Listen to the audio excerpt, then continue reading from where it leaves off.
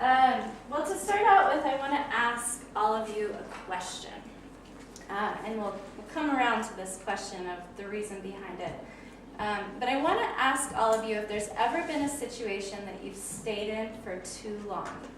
So it could be anything in your life. It could be a roommate situation, like I can think of a situation in college where I lived in a place for way too long, but the rent was really cheap and it was really expensive where I lived, so I stayed in this situation for longer than I should have.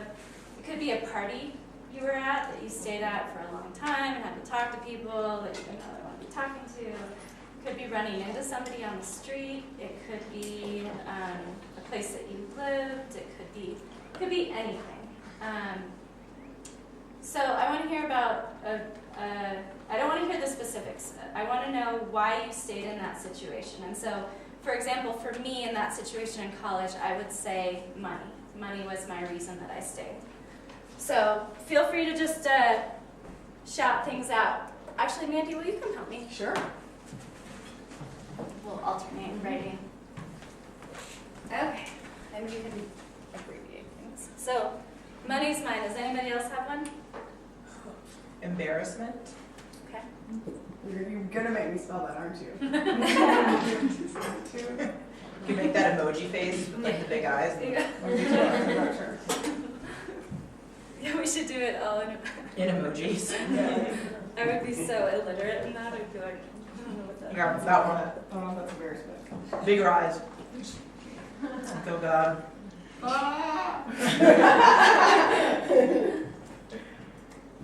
Convenience. Okay. Comfort. Don't judge me on spelling. I promise I'm kind of smart. I'm trying to save somebody. Ooh, savior. Okay. Emotional attachment. Sense of responsibility. That's you. History.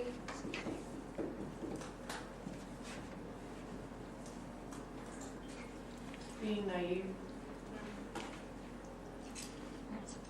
Pride. Expectation. What was that?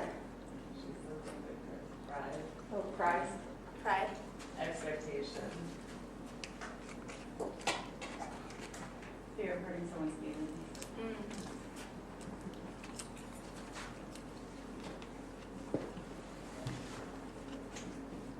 Yeah, mine would be like fear of disappointing someone. Is pressure up there?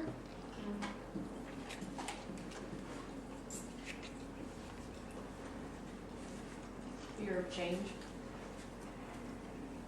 I'm gonna put this one right in the middle.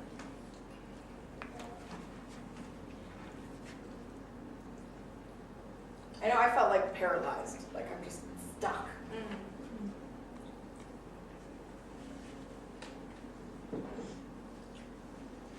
We could probably do this all night, I bet you. I'm going to add religion.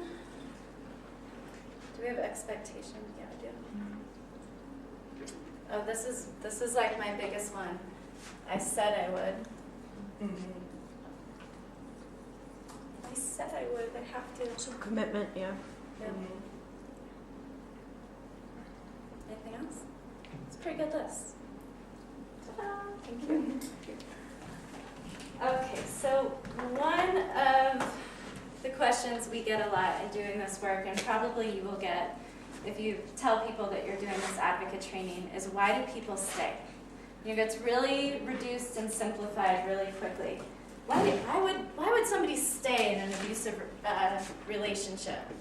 And you can try to explain it to people who don't want to empathize, and often they don't hear you, but these are all of the same reasons, right?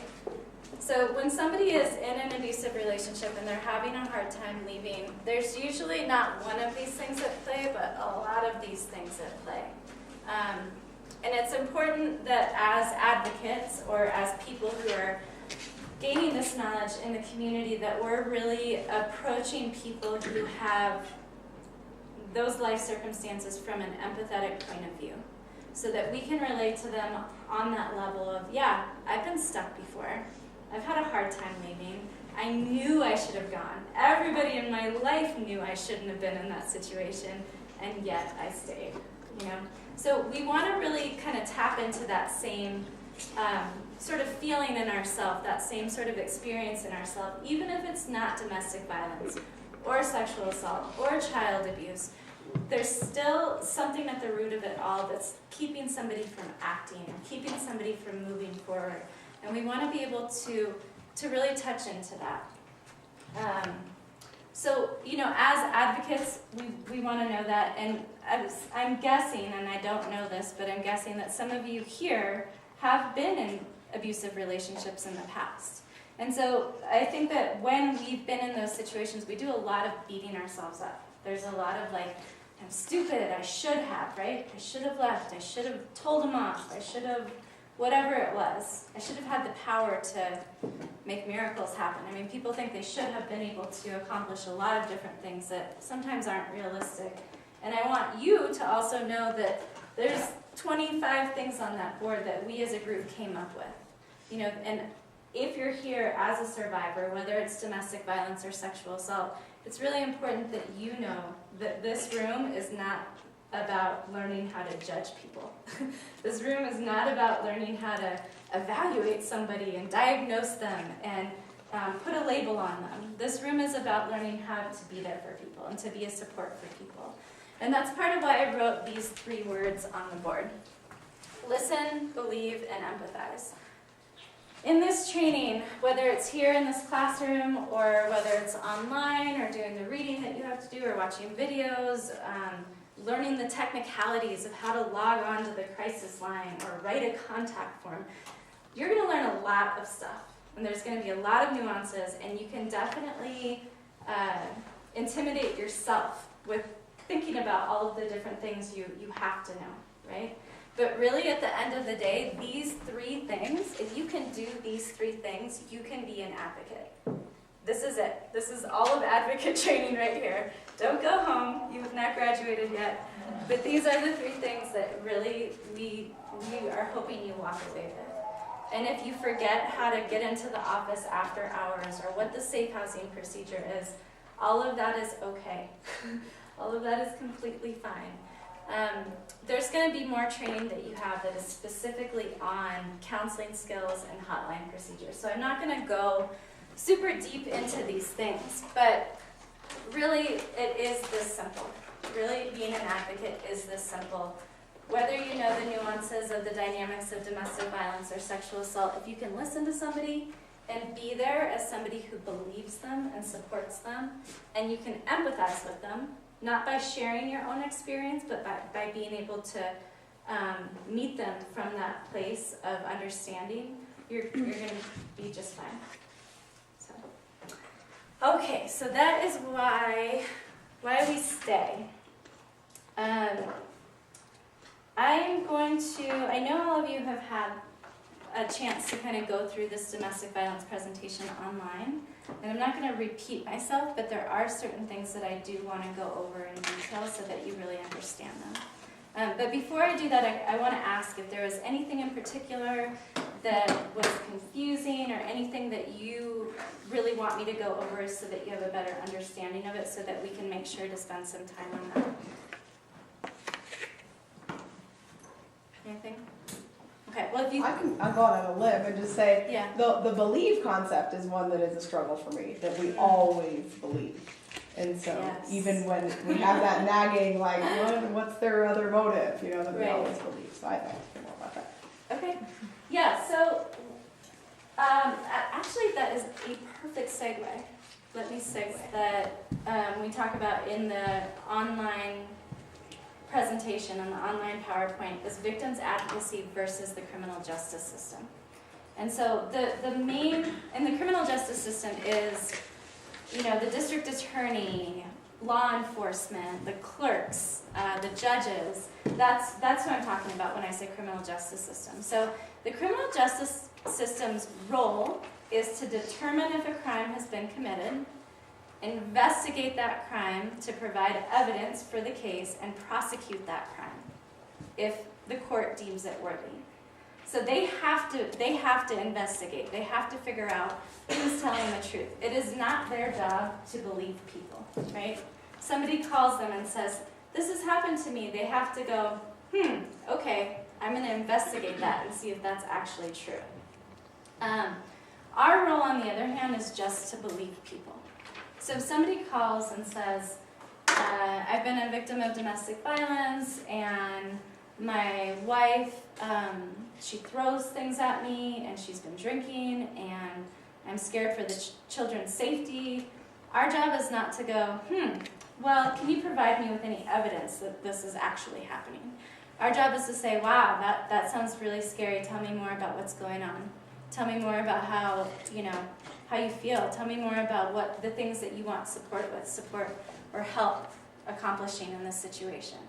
And so most of the time, I feel like we've all just watched too many TV shows, right? Where there's somebody calls in, they have an ulterior motive, and really what they're trying to do with that phone call is to create this thing to cover up the murder they committed. And, like we've all watched too many like Law and Order episodes, or I don't even know what, but I think that it's really easy for us to be skeptical of the people who call. And after doing this for over 10 years, I can tell you that those people who are calling with ulterior motives are pretty few and far between.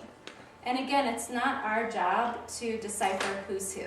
If glaring red flags come up that say, you know what, I think this person is just using us because I don't even know what. I don't even know why people would want to use this. I think there can be like a misconception that maybe we're more powerful than we actually are, right? So, well, if they say the San Miguel Resource Center is helping them, then that automatically means that they get full custody of their children, the partner's going to jail, and I will be bankrupt. Like people have these ideas that if our name is attached to somebody that's going to happen.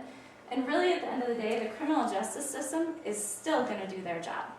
So even if we write a letter that says, I believe, the San Miguel Resource Center has provided these services for this person, we believe them to be a real bona fide victim, the criminal justice system is still going to need evidence to move forward. It doesn't matter if we vouch for them and advocate for them. That can help, and that can help them understand the process of the criminal justice system, but it's not going to give them like a sure win in a custody situation or a sure win in dividing finances between a couple that's divorcing. So our role is really just to believe them and to say, I believe you. You can get really complicated about it, but at the end of the day, that's all we're there to do. Is to believe them and listen and try to provide support where we can. Does that help a little bit? Yeah, definitely. Yeah. But keep pushing on that because I feel like there's more that can be said. Does anyone have any questions about the criminal justice system? Yeah. Do you find that there's like a lot of frustrations working with the criminal justice system? Yeah.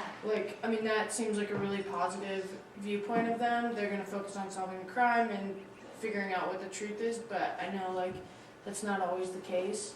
Yeah. So I plan to do this a little bit later, but I'm going to give you my anti-pep talk as a pep talk. So, when I first got into doing this work, I was like, I knew this, the statistics and that most people do return to their perpetrator, even when it's horrible, right? But I was sure that I alone was going to change that, right? And I think having an optimistic attitude, if you're going to do this work, whether it's as work or as a volunteer, is essential. Like, you don't survive unless you really have some sense that you can affect change on a micro and macro level. But at the end of the day, most people do go back, right? So a lot of people who get involved with the criminal justice system say they report something when it happens. There's abuse that happens in the home and the wife reports, my husband beat me or hit me or did whatever. Police come, he's arrested. The criminal justice process starts to move forward. It's sort of a runaway train, right? Once it gets going, it gets going. Colorado, and you'll learn a little bit more about this later, but Colorado has a law with domestic violence that there's a mandatory arrest. So if it were just an assault between, say, two strangers at a bar, the person who was assaulted could say, you know what, I don't want to press charges. We were both drunk, it was stupid, I don't want to press charges. Domestic violence, there has to be charges pressed. And the victim in the crime doesn't get to say, I want to drop the charges now. The district attorney gets to decide. And it's very controversial because our whole model, which I'm going to get to, is all about putting the power and control back in the victim's hand. How do we put that back in your hands? But the criminal justice is saying, you don't have the power and control to decide whether the charges get dropped or not. We're moving forward with or without you. So say that's the case, right? Wife reports husband, criminal justice system is moving forward, pressing charges, investigating, and she says, whoa, I don't want to proceed anymore. And they say, it's not up to you. And she says, well, I'm not going to be a witness for you. And they say, well, you know, it doesn't really matter because we have this 911 tape and we have pictures of your house with broken glass everywhere and you have bruises on your arms, so we're still going to move forward. And then, the next thing you know, everyone, you know, law enforcement and the DA, and everyone was so worried about how do we support the victim, all of a sudden they don't like her, right? Because she said this, and she must be an alcoholic, and you hear these things come out of people's mouths that you're going, what? No, and like if this list was still there, you'd go, no, they have kids together, and he's the only source of income, and they love each other, and you know, like there's these reasons why people stay, but it does lead to that frustration with the criminal justice system. And so, as advocates, we often have to step in, and that's where it gets tricky for us, because whether we agree with somebody's decision or not, our job is still to advocate for them, right? So they might feel that it's actually safer in the scheme of their life. Say they're an immigrant, right? And they're here undocumented, and their husband is the only person who makes money. And if he gets arrested and deported, they are now in the U.S. with no source of income and 3 children. You know, so they might actually end up feeling like it's actually safer for me to have my abuser here. It actually makes more sense for me and my kids, even if we're scared. Is that coming from out there? Would you mind shutting that door? So yes, you guys are going to have to cut me off because I'll keep rambling about stuff like this. Melanie, can I ask you a question? Sure. On the test that we had to submit, one of the questions said there has to be an arrest, you know, if there's and I put false because I didn't think there would be, but it tested that was the correct answer. So what you're saying is, I guess I'm confused. Could be a glitch. Okay. That could be my fault Yeah. too. Got that wrong too. I would vote for glitch. Okay. So yeah, if there's a domestic violence call, Colorado state law says that a law enforcement officer has to determine who the primary aggressor is. And make an arrest. Make an arrest. Okay. Yeah. What if they can't determine? Sometimes they arrest both people. Okay. Yeah, all kinds of. They cannot leave without an arrest? Yeah. They're not supposed to. I've seen them do it. I've seen them leave before, but they're supposed to make an arrest. Yeah, and hopefully when you guys do more of the legal stuff, that'll become a little bit more clear. And like I said, it's controversial, and even like district attorneys and judges don't like it because they're often prosecuting when somebody's recanting, when somebody's going back and saying, no, I was just upset, that didn't really happen. So it gets interesting. Okay, so I wanted to go through some of the theories, some of the conceptual models that we use for understanding domestic violence. And this, I feel like this is really important. And I'm not gonna spend time on the stuff that people used to use to explain it back in like 1935. I'm gonna skip to more current stuff. But I would like you to read through this and listen to the PowerPoint so you know that these notions are antiquated. In the world that we live in today, and really advocating for domestic violence victims and for essentially like creating change in our culture, these ideas are antiquated. And this is more what we're talking about today. So the cycle of violence. a long time ago, this was the primary model, and I would say I think this is from like the 70s. And the 70s was like an amazing, amazing time in this movement. That was when the first women's shelters were coming about, and the women's movement was really exploding. Very much aimed at helping women and only women as survivors. And a lot of shelters and a lot of centers like ours are still only for women. But really the reality of it is, and I was just telling Mandy and Crystal that I don't like statistics because you can find a statistic that supports anything you want to support. But at the end of the day, it's happening to both men and women. Some studies will even tell you in equal numbers. And we'll talk about a little bit more the differences in a minute, but it's happening to both men and women. So at the Resource Center, we're really trying to promote, that we want to help men too, and there's a lot of social reasons why men don't report or men don't ask for help. They're not as physically afraid, or they will think it would be an embarrassment, or they think people wouldn't believe them, or they're afraid that the tables would get turned on them and they would be identified as a perpetrator. So I don't know everybody's personal reasons why. But in the 1970s, this was the model that we as a movement came up with to explain domestic violence. And I feel like this resonates a lot with people today. So in any relationship, there's the honeymoon phase. So everything's great, like the person you're with doesn't even ever smell bad, their poop smells good, like everything about them is just exciting, right? Really exciting. And we all have that, in those kind of first steps of a romantic relationship. And then there's tension building, and that can look like uncomfortable silences, disagreements. You all know what I'm talking about. And then battering or an explosion. And so I wish that this was actually called the cycle of relationships, and I wish this word was explosions, not battering, because this happens in every relationship, whether it's like with your mom or your best friend. We all have those like joyful, ecstatic moments, and then we have the tension building, and then we have explosions, right? And sometimes the explosion looks like, why did you do that? It's like that big. And in an abusive relationship, it could look like manipulation. It could look like a threat. It could look like physical violence or sexual violence. It could look like anything. The idea with the cycle of violence is that it doesn't just go around like this, like it would in any normal relationship that's, healthy. We all have our not so healthy and healthy moments, but any healthy relationship, but it goes up, right?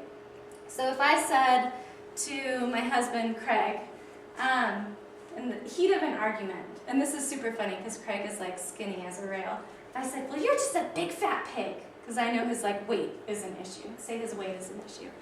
And he is really hurt by that. And in that moment, that shuts him up, right? That closes the relationship, and for lack of better words, I've won, right? I've won that relationship because I called him a pig, and I know that was his sore spot, and he can't even argue back anymore. So in the meantime, we go back to the honeymoon phase because I feel kind of bad about that, and I got to make up for it. So in the beginning of our relationship, Craig and I really connected on playing chess. I'm just making things up. So I have chess and wine and whatever, So I go back to whatever worked in the beginning, and I go back big time. I'm making his favorite food, I'm sexy, I'm doing whatever it takes to go back to the honeymoon phase, and it works, right? We go back, and it's fun and exciting, and then the tension building happens again, and then we get to an explosion, right? So the last time around, to get him to shut up, I called him a pig. And this time, I called him a pig again. Well, you're a big fat pig. But in the meantime, Craig's had time to sort of acclimatize to the abuse, right? So it doesn't shut him down. And this time, he goes, well, yeah, and he's bought a pig apron and pig slippers, and he's cool with being a pig now, right? So pig doesn't hurt him anymore. So I have to go the next step. I have to figure out, what's his sore spot? How am I going to shut him down? So I slap him, right? And that shuts him down because he's never been slapped by me.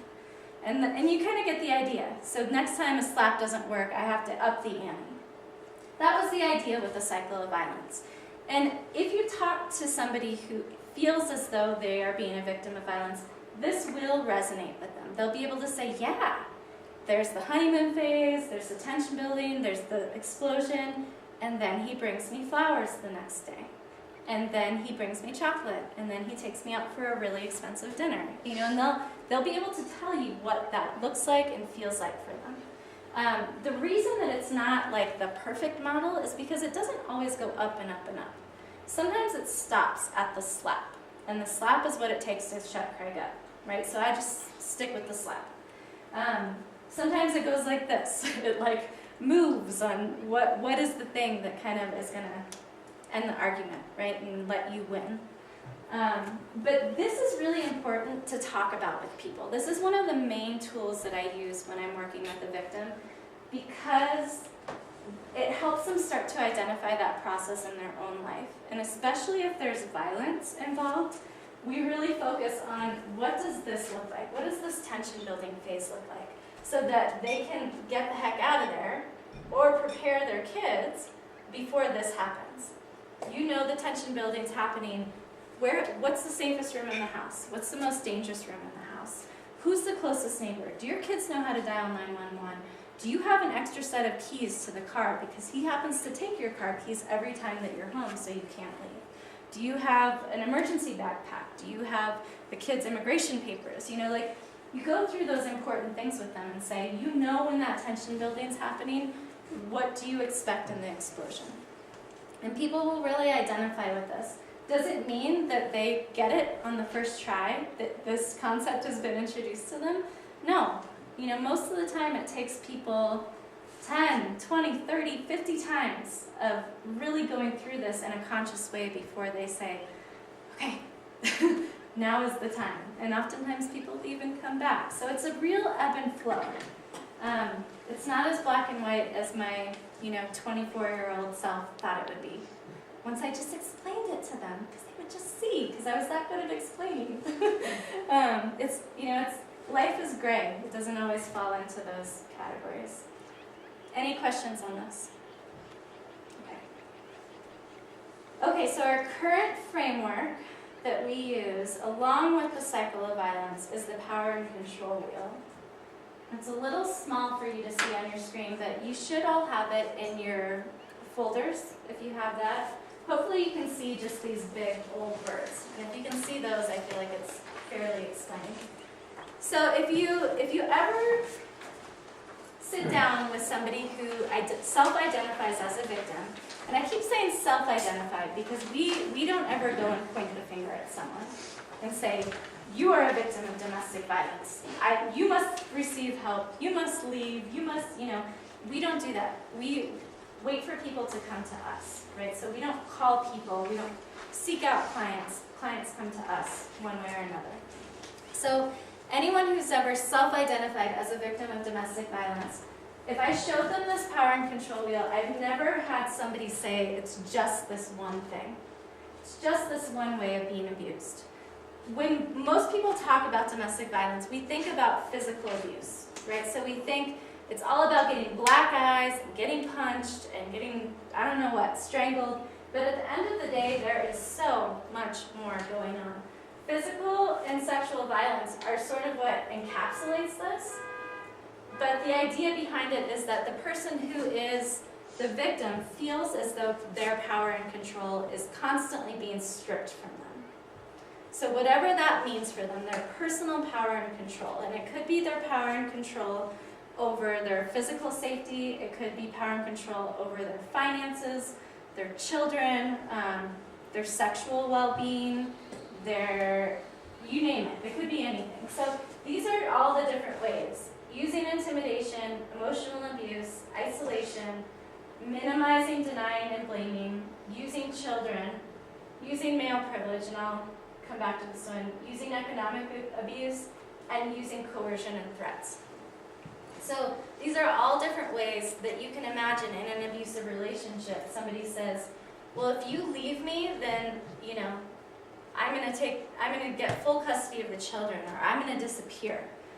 Intimidation and threats, well, I'm going to kill myself. That's a really common one that you hear. If you leave me, I'm going to kill myself. And now you're stuck with an abuser you don't want to be with because they've now put the responsibility of their life on you. using economic abuse. Well, you're not going to get a cent from me to raise our kids. You're going to be completely on your own. I have the money, I can hire big lawyers. These are all things, and these have, oftentimes don't have a lot to do with physical or sexual violence. They're just sort of emotional manipulation. So using male privilege, and again, none of these models are perfect, but people resonate with them if you show them to people, if you talk to them about these models. I think that it could be using male privilege or using female privilege. So use your imagination on that. Using male privilege could be, I'm stronger than you. In the Bible it says, people misquote the Bible and manipulate it to justify abuse. I'm the king of my castle. There's all these different patriarchal notions that I think over time have been used to justify domestic violence or justify making a woman more subservient in a relationship. And I will stand on the tallest soapbox and preach to you about women's empowerment and equal rights. I will fight anybody for that title in this town if you would like to try, but there's also ways that women can use, female privilege to manipulate situations, whether it's, I'm going to call the police on you and tell them you did this and that, and they're going to believe me because I'm the woman, or I'm going to take the children and do whatever with them. There's different ways that women can also manipulate a situation too. So I don't always feel that that's a fair kind of piece of that pie. Questions on this one? I just have something that I've been thinking about. It seems like a problem that you would run into as an advocate is like if you have one person in the relationship who's calling you and is saying all these things are happening and we have to believe them and all that. And then if you have the second person in the relationship coming also and saying, well, I'm just as abused as she is, like she's just doing this because she knows that you guys will help her, but she does all this stuff to control me and manipulate me. Like how do you then go forward, because both parties are victims at that point. They're both identifying as victims. Yes. So the reality of most, well actually let me go back to this. Hi! Hello. This is Jay, and Ty. Don't make me say your last name. Davis coming. What she said. And they're our education specialists with the Resource Center, or prevention educators. Okay, so Ashley, that's a really good question. Okay, so what happens when both people are coming to you and saying, I'm being abused, or they're the perpetrator, and they're both seeking the Resource Center services? So one thing that's really important is that if you've already talked to one of those people, is to find a graceful way to exit the conversation and have a different advocate talk to the other person. Because at the end of the day, our role is still to believe them, to listen to them, and to empathize with them. So our role is not to determine, well, actually she's abusive and he's not, or he's abusive and she's not. And it's up to staff to determine if there's something fishy going on. Like if there is some sort of manipulation of our services going on. But the reality of it is when you look at the power and control wheel, it often is true that both parties are perpetrating domestic violence against each other.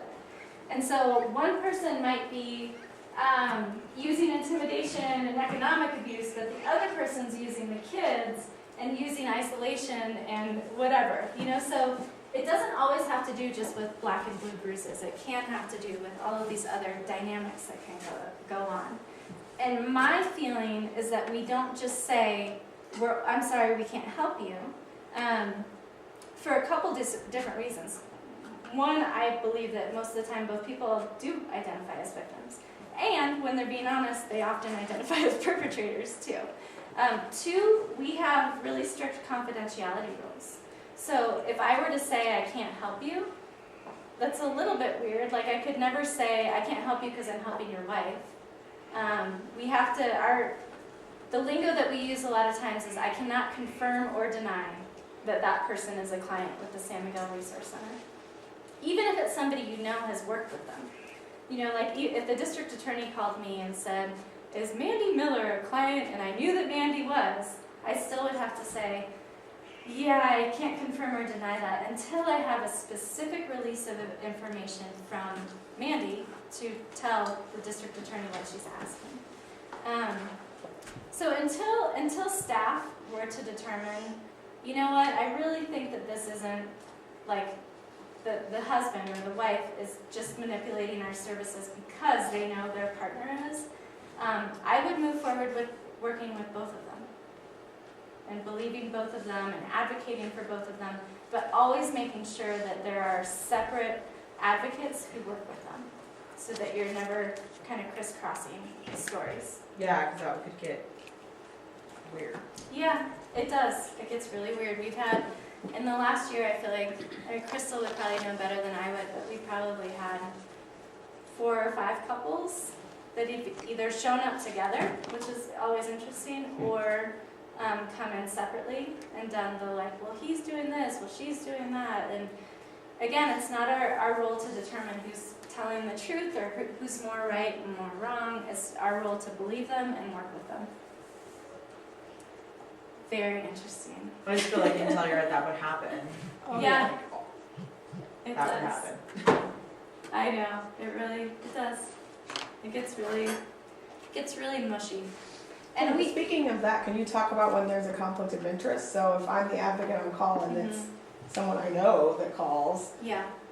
And it's hard in Telluride. I mean, Crystal grew up here, as did you, and she'd probably be the first to tell you that it's almost impossible, especially when you work at the resource center, to have 0 degrees of, or to have like multiple degrees of separation between people, because even when you don't know them, you go, oh, Crystal Glenn, yeah, like she's friends with so-and-so who's friends with so-and-so, and we were at that party together last week, and it's always hard to say. And I don't know, you know, like at Mandy working in Denver, there's probably pretty black and white. I know that person, or they're an acquaintance. Chop, they go to someone else. Here it gets a little more interesting. I would say as an advocate, if you know someone, or there's even like a degree of separation in your acquaintances, or you socialize in the same circles, you need to pass them on. You need to be able to say, actually, Valerie, I know we were both at that party together, and I really want to be here to help you, but I also want our social circles to always feel comfortable, so let me pass you on to another advocate or a staff person. At the office, it gets a little more interesting because crises all like to happen at one time. I don't know what it is in the stars, but they all like to happen at once, and Crystal can be like, oh, I'm too close to that person, and the next thing you know, she's like the only staff person there when they walk in. So, is that clear as mud? Yeah. Okay, good. If there's ever any question, I would say any question, and you're like, maybe I should, maybe I shouldn't, call your staff back up. Find a way to stop the conversation and say, I just need to check in with my staff backup, and either her or him, you know, if it's Jay as your staff backup, the staff person will call you back, or I will. If there's any little bit of doubt, just do that. Because, again, small town, tricky, but you don't want to make the wrong step. Yeah. Does the resource center help, like perpetrators? No. No? Even though they clearly need help? Right. No, that's not our job. It's yes, they clearly need help, and our resource center is supposed to be kind of a sanctuary, a safe place for victims. So unless they're self-identifying as a victim, then they have to get passed on to. So those referrals? well, we give referrals. We give referrals. Yes, Yeah. referral. But our referrals are pretty brief. It's not like, come sit down and we'll talk with you. It's like, I can give you the numbers of these people and they can help you. Have you ever had an instance where somebody has called in? Because I know that I feel like because my family has been here for so long, people know who I am more than I know who they are. Have you ever had an instance where somebody calls in and they start talking to an advocate and then they're like, I don't want to talk to you anymore, I want to talk to somebody else? Do you just pass them on at that point? Yeah, I mean, I think that happens, but I wouldn't, like, I can't think of a time. Can you think of a time? No. And, you know, if you're worried about it too, this just came to mind, I don't know how it would be with the organization, but, you know, you don't have to disclose your last name when speaking to people. They don't see your face, so that's good. You know, and if there's a name that you would rather use, like, say you want to go by Susan when you're on the hotline, as long as we know, so we know who they're talking about, I would think that would be fine. Yeah. Yeah, but as long as you guys tell us that you have a different name you use, so that way if somebody calls me like, oh, I talked to Susan, I'm like, who the heck is Susan? So, you know, if that's something you're worried about, that's definitely an option, if you ask me. So this is a point that I just want to emphasize. I know I've talked about it in the PowerPoint, but we have pretty clear opinions about recommending couples counseling when there has been physical violence. When physical violence is like a present factor in an abusive relationship. So if you go back to thinking about the cycle of violence and just that sort of idea of it goes up and up and up, right? And then you pair that with the power and control wheel. So say, and this is oversimplifying it, but say the goal of a perpetrator is to take away that power and control from their victim. And I have yet to meet someone who will say, my goal was to take away her power and control. Most of the time, it's much more like real terms. I thought she should have done this with the kids, and she didn't do it. I thought that he was being an idiot by spending our money on gambling. Like, there's real words that go along with this. So I'm using power and control as this sort of like umbrella term, but I hope that you guys can all kind of get the idea of what I'm talking about. So we got the cycle of violence, we have the power and control wheel. We put those two together. So the goal is to maintain power and control, right? And you go into a counselor's office, and the counselor says, this is a safe space, I want to know the truth, I want to know what's really going on, I want to know how I can help you. And all of a sudden, that power and control that might be maintained over that victim is no longer, because it's a safe space, and she can say, or he can say whatever they want to, right? So she goes, well, he's been physically abusive, and he's too rough in bed, and he slaps me in the face if I don't do the dishes the way he likes me to, and we have all these arguments over this and that and the other thing, right? So she just lays it all out there. Here it is. It's a safe place, right? They walk out of the parking lot, and then that perpetrator has to get that power and control back, right? So even if it's not in the parking lot, later that day, or when that sort of honeymoon phase has sort of gone into a tension building phase, if physical violence is a factor, they're going to go to that to regain that power and control. So if it went from, Craig, I think you're fat like a pig, to slapping in the face, I'm going to slap him in the face because I need that power and control back. Give me that back. So that's part of why we don't recommend couples counseling. And that's a lot to explain to somebody. So most of the time what I end up saying is that we really recommend that people work on their individual issues and individual therapy before approaching couples counseling. And that we have really strong feelings that if there's physical violence going on, you really need to tackle those things as individuals before you go into couples counseling. Does that sort of step by step sort of make sense to everybody? Okay, because there will be a test on this later. Okay, so just a couple more things I want to go through here. Okay, so one of the things that I mentioned is that you will find studies, and in the domestic violence world, like if you're looking at the National Domestic Violence Center, the State Domestic Violence Center, you're going to find statistics that say that it almost only happens to women, right? But I went to grad school and my focus was domestic violence, and you will find statistics that tell you anything.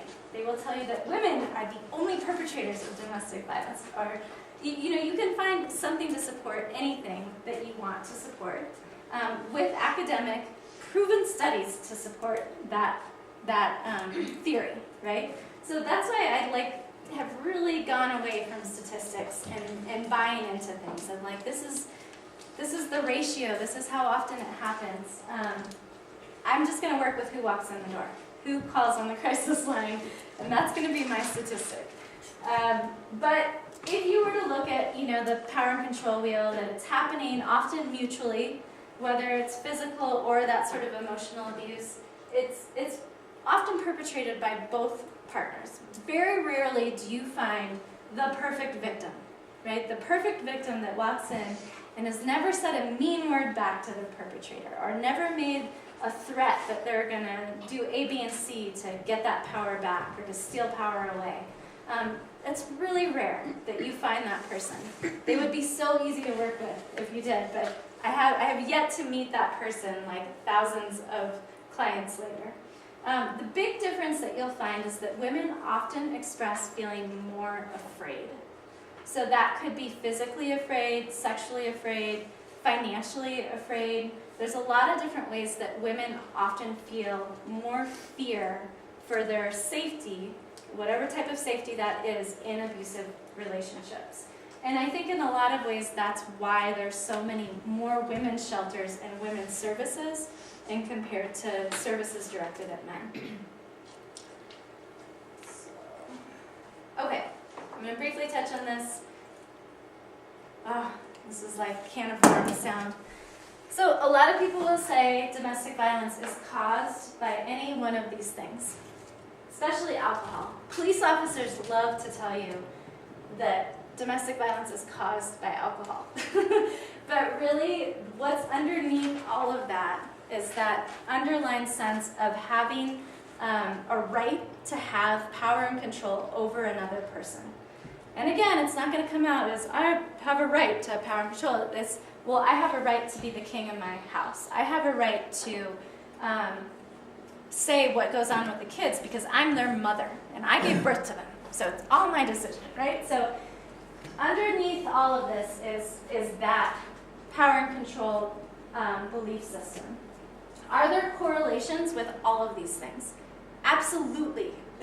Absolutely, there are correlations with the number of domestic violence situations that are reported to police that also involve alcohol.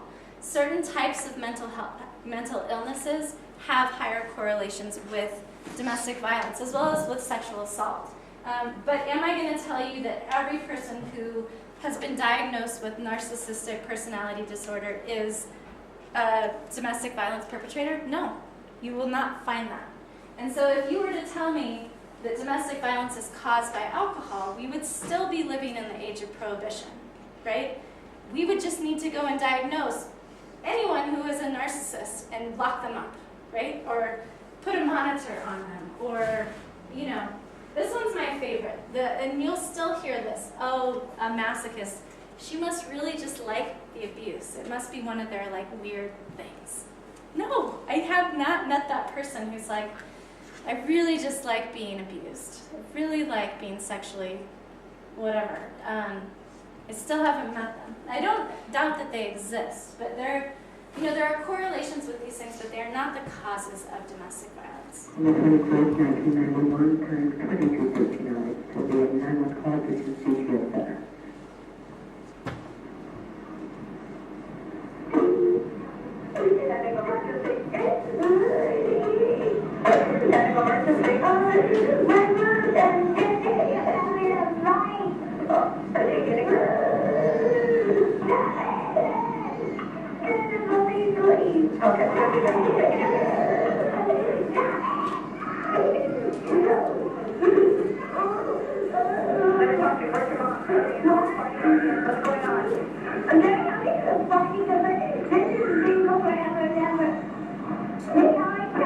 Because he has a cousin, he's always thinking, what's his name? What is his name? Your father's name? My son's father. Okay, how old is he? Okay,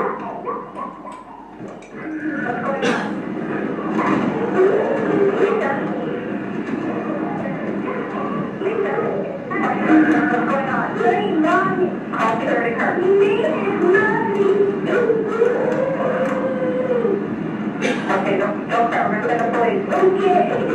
Okay, now, where's your mother at right now? She's in the room riding with us. Okay. Yeah, they're on their way, don't keep you on the line till they get there, okay? Is your front door open? Oh, no. Okay, you go along here, come back to the phone for the officers, come in. This way. Okay.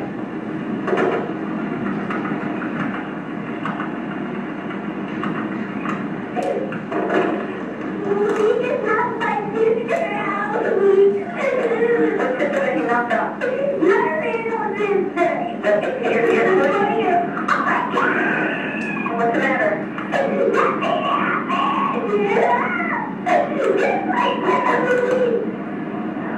Wait, I want to go to the other please. Okay, the police are on their way, okay?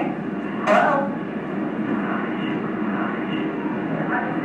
Lisa? The police are on their way, okay?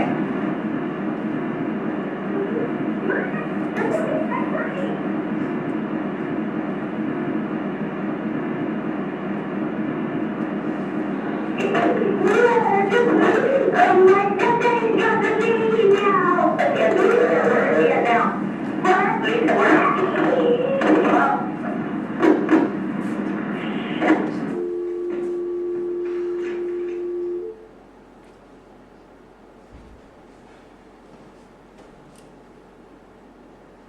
It's definitely the worst tape in the world. Let me go back. Do you have the questions up or do you want? Not just yet.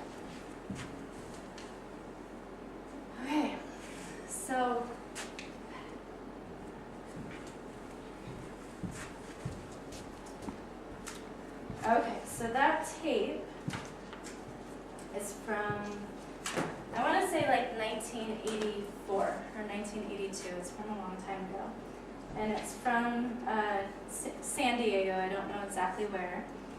But what they were finding in San Diego at that time was that they were having like a really unusually high, I would think any number would be unusually high, but number of homicides that were related to domestic violence. And so what the San Diego kind of county government decided to do was to go back and review every tape that had anything to do with domestic violence, every 911 tape.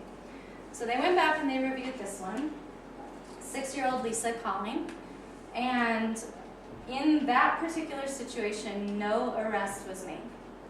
The police showed up, and the mother in that situation said, you know what, I don't want to press charges, I got this, don't worry, and the stepfather was free to go. And what they ended up doing, and this was a couple years after the tape, is from what happened in the tape, they were able to go back and arrest him and charge him with child abuse, just from what had happened on the tape, which for me seems like a bare minimum. So California doesn't have the mandatory arrest laws that we have here. And basically this was a step they were taking to better address domestic violence situations with that sort of the 911 call, the police, and how they're prosecuted in the system. So, there's a lot I could say about that tape, but I want to know from you what were you worried about when you heard that? What thoughts came up for you? What were you thinking when you heard Lisa saying the things that she said?